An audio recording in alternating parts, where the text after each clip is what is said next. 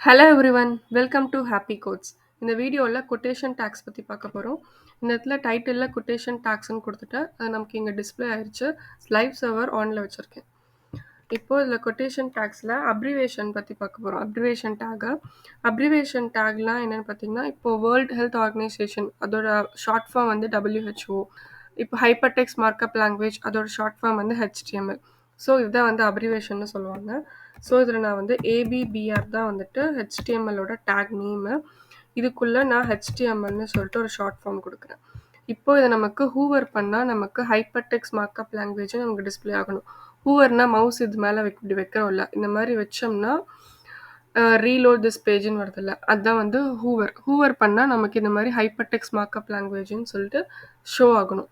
So அதுக்கு என்ன பண்ணோன்னா, இந்த ஒரு அட்ரிபியூட் ஒன்று ஆட் பண்ணுறோம். அட்ரிபியூட்னா என்னன்னா, இப்போ நம்ம கொடுக்குற ஓப்பன் டேக்கோட அடிஷ்னல் இன்ஃபர்மேஷன் தான் வந்து அட்ரிபியூட்ஸில் கொடுப்போம். இப்போ ஏபிபிஆர் தான் நம்மளோட டேக்.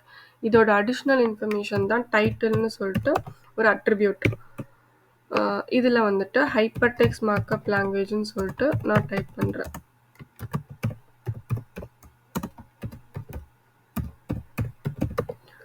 ஓகேவா? இப்போ இதை சேவ் பண்ணுறேன். எனக்கு இங்கே HTMLன்னு வந்துருச்சு. இப்போ நான் அதை ஹூவர் பண்ணால் எனக்கு வரணும். இதை ஹூவர் பண்ணால் ஹைப்பர்டெக்ஸ்ட் மார்க்அப் லாங்குவேஜ்னு வந்துருச்சா? இவ்வளோதான். இதான் வந்து அப்ரிவேஷன் டேக். நெக்ஸ்ட்டு வந்து அட்ரஸ் டேக்.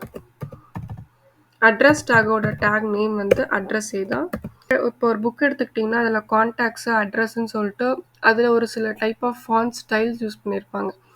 அது என்ன டைப் ஆஃப் ஸ்டைல்ஸில் யூஸ் பண்ணியிருக்காங்களோ, அதாவது அட்ரஸ் என்ன ஸ்டைல், ஃபாண்ட் சைஸு, என்ன மாதிரி பேட்டர்னில் இருக்கணும் அப்படிங்கிறது எல்லாமே வந்து இந்த அட்ரஸ் டேக்லேயே ப்ரீவியஸாக டிஃபால்ட்டாகவே இருக்கும். ஸோ அது என்ன டைப்பில் இருக்கோ அது நமக்கு அப்படியே டிஸ்பிளே ஆகும். இப்போது நான் இதில் ஒரு லாரம் 6ன்னு சொல்லிட்டு ஒரு கண்டென்ட் கொடுக்குறேன்.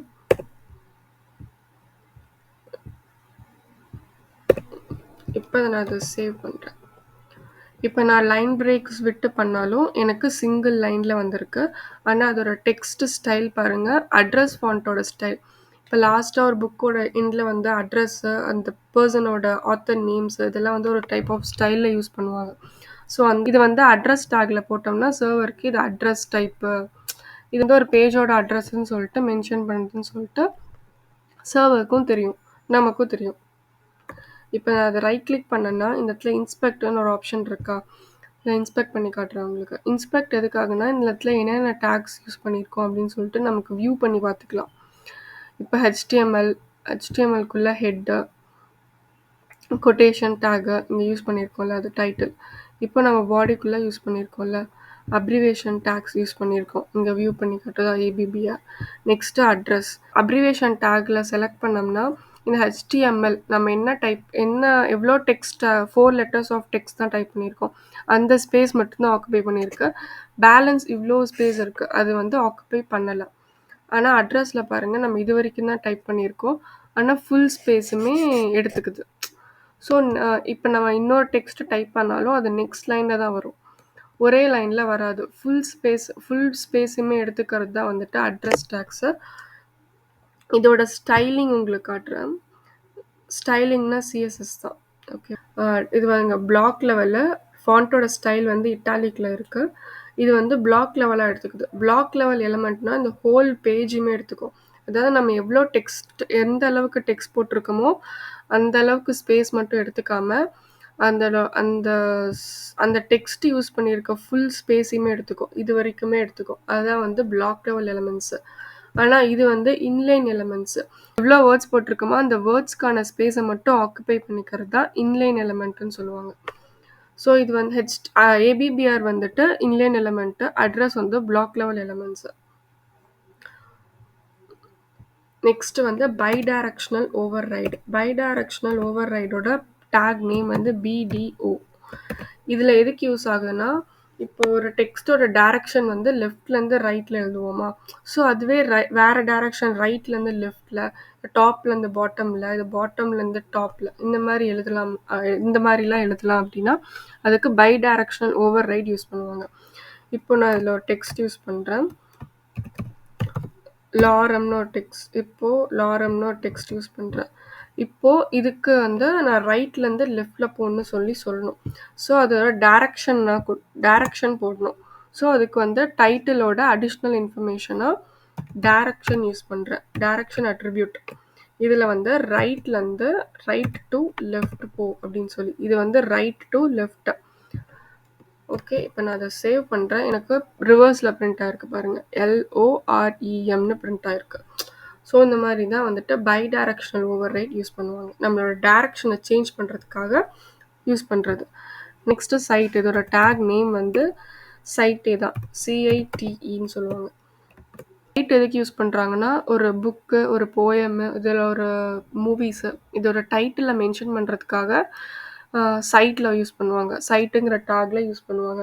ஃபார் எக்ஸாம்பிள் இப்போ எல்லாருக்கும் தெரிஞ்ச புக் வந்து ரிச் டாட் புவர் டாட்ன்னு வச்சுக்கோங்க. அதோட டைட்டில் ரிச் டாட் புவர் டாட்ங்கிற டைட்டில வந்துட்டு சைட்குள்ள போடுவாங்க. ஸோ அது வந்து டைட்டில். இது வந்து ஒரு புக்கோட டைட்டில், இது போயமோட டைட்டில், இது இதோட டைட்டில் அப்படின்னு சொல்லி சர்வருக்கு வந்து அது இண்டிகேட் ஆகும். இது வந்து ஒரு புக்கோட டைட்டில் அப்படின்னு சொல்லிட்டு வியூ ஆகிறதுக்காக. அதுக்காக தான் அது வந்து சைட்ல யூஸ் பண்ணுவாங்க. இப்போ இந்த பேராகிராஃப்குள்ள டைட்டில் ரிச் டாட் புவர் டாட்னு ஒரு டைட்டில் கொடுக்குறேன். தி புக் அப்படின்னு சொல்லிட்டு பேராகிராஃப்ல சொல்றேன். இப்போ உங்களுக்கு டிஃப்ரென்ஸ் தெரியுதா? இப்போ ரிச் டாட் புவர் டாட்ன்னு சொல்லிட்டு ஒரு சைட்குள்ள எழுதியிருக்கேன். தி புக்குன்னு சொல்லிட்டு ஒரு பேராகிராஃப்ல எழுதியிருக்கேன். ஸோ இது வந்து ஒரு புக்கோட சைட்டு அப்படின்னு சொல்லிட்டு நமக்கு இண்டிகேட் பண்ணுறதுக்காக சைட் டேக்ல எழுதுறோம். அவ்வளோதான். Next quotes. கோட்ஸ்னால் நம்ம ஒரு சில கோட்ஸ் எழுதும் போது நம்ம double quotes, single quotes use பண்ணுவோம்ல, அதுக்காக தான் கோட்ஸ் யூஸ் பண்ணுவோம். இப்போ இதோட டேக் நேம் வந்து Q. இதுக்குள்ள ஒரு சில செட் ஆஃப் டேக்ஸ் எழுதுறேன். ஹாப்பி கோட்ஸ்ன்னு எழுதுறேன். ஸோ அதை சேவ் பண்ணால் நமக்கு டபுள் கோட்ஸில் வருதுல்ல, இதுதான் வந்து கோட்ஸ். நெக்ஸ்ட்டு வந்து பிளாக் கோட். சைட்லேருந்து நம்ம கண்டென்ட் எடுத்திருக்கோம். அந்த கண்டென்ட்டை நம்ம இங்கே யூஸ் பண்ணியிருக்கோம். நம்ம என்ன சைட்லேருந்து அது எடுத்திருக்கோம் அப்படின்னு சொல்லிட்டு அந்த சைட்டையும் நம்ம மென்ஷன் பண்ணலாம். ஸோ இந்த சைட்லேருந்து நம்ம இந்த கண்டென்ட்டை எடுத்திருக்கோம் அப்படி சர்வருக்கு தெரியும். ஸோ ஃபார் எக்ஸாம்பிள் இதை நான் பிளாக் கோட் யூஸ் பண்ணி காட்டுறேன். இதோட டேக் நேம் வந்து பிளாக் கோடு. இப்போது இதுக்குள்ளே நான் வந்து ஒரு செட் ஆஃப் கண்டென்ட்ஸ் கொடுக்குறேன். லாரம் ஒரு 30 வேர்ட்ஸ் வந்து நான் எடுத்துக்கிட்டேன். எந்த ப்ரௌசர்லேருந்து எடுத்தது அப்படின்னு சொல்லிட்டு நமக்கு தெரியணும் அப்படிங்கிறதுக்காக இதில் சைட்டுன்னு சொல்லிட்டு ஒரு அட்ரிபியூட் யூஸ் பண்ணியிருக்கோம். இந்த எலமெண்ட்டோட அடிஷ்னல் இன்ஃபர்மேஷன் தான் அட்ரிபியூட். இப்போ இந்த சைட்டு, இப்போ இந்த பிளாக் கோடு தான் வந்து எலமெண்ட்டு, அதுதான் இந்த கண்டென்ட்டு. ஸோ இது எதுலேருந்து எடுத்திருக்கோம் அப்படிங்கிற ஒரு அடிஷ்னல் இன்ஃபர்மேஷன் தான் இந்த அட்ரிபியூட்டில் போடுறோம். ஃபார் எக்ஸாம்பிள் www.lorem.com இதுலேருந்து நான் எடுத்திருக்கேன் அப்படின்னு சொல்லிட்டு நான் போடலாம். இப்போ நான் அதை சேவ் பண்ணால் நமக்கு இது மட்டும் செப்பரேட்டாக வியூ ஆகுது பாருங்கள். இதுக்கு சம் ஸ்டைலிங் வந்து ஆட்டோமேட்டிக்காக அந்த பிளாக் கோடில் செட் பண்ணியிருக்கோம். இதுக்கு இந்த பக்கம் ஸ்பேஸு, இந்த பக்கம் ஸ்பேஸு, மேலே ஸ்பேஸு, கீழே ஸ்பேஸ். இப்போ நான் நெக்ஸ்ட்டு ஒரு கண்டென்ட் எழுதினாலும் எனக்கு வந்து பக்கத்தில் வராது, கீழே தான் டிஸ்பிளே ஆகும்.